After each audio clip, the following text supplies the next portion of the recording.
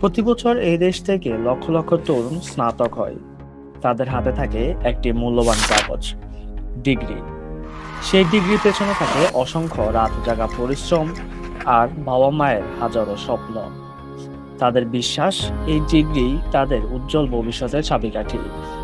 কিন্তু সেই চাবি কি সত্যি তালা খুলতে পারে, নাকি স্বপ্নের সেই তালাটা মরিচা ধরে বন্ধ হয়ে গেছে? कितने साल के थे?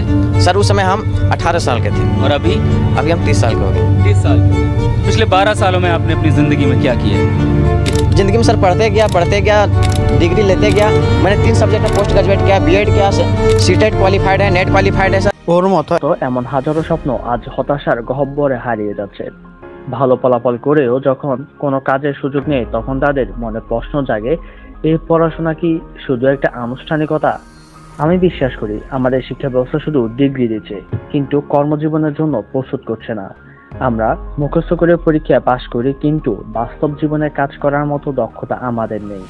পরিসংখ্যান বলছে আমাদের দেশে প্রতি বছর যত গ্র্যাজুয়েট বের হচ্ছে, তাদের জন্য যথেষ্ট কর্মসংস্থান তৈরি হচ্ছে না। এর পেছনে রয়েছে অনেক কারণ, যেমন শিল্পের চাহিদার সঙ্গে শিক্ষার অসামঞ্জস্য, মানসম্মত প্রায়োগিক শিক্ষার অভাব এবং চাকরির বাজারে সীমাবদ্ধতা। আমাদের শিক্ষা ব্যবস্থা আজও সেই পুরনো পথে চলছে, যা শুধু তাত্ত্বিক জ্ঞান দেয়, অথচ এখনকার চাকরির বাজারে দরকার দক্ষ জনবল। The gang of 9 got together, I think it was, and decided this is what people should learn: physics, biology, chemistry, and this is how they should learn. It's like the newspaper industry, right?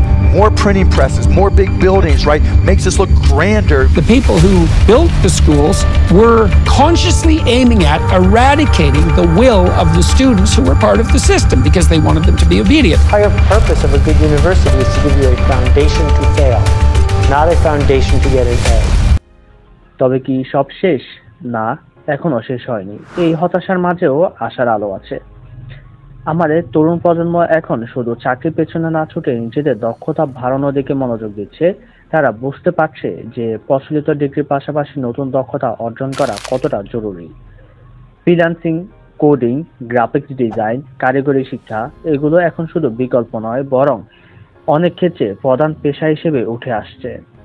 শিক্ষিত বেকারত্ব আমাদের দেশের একটি কঠিন বাস্তবতা, কিন্তু এই বাস্তবতাকে মেনে নিয়ে বসে থাকলে চলবে না। আমাদের শিক্ষা ব্যবস্থা, আমাদের সমাজ এবং আমাদের তরুণ প্রজন্মকে একসঙ্গে এই সমস্যার সমাধান খুঁজতে হবে।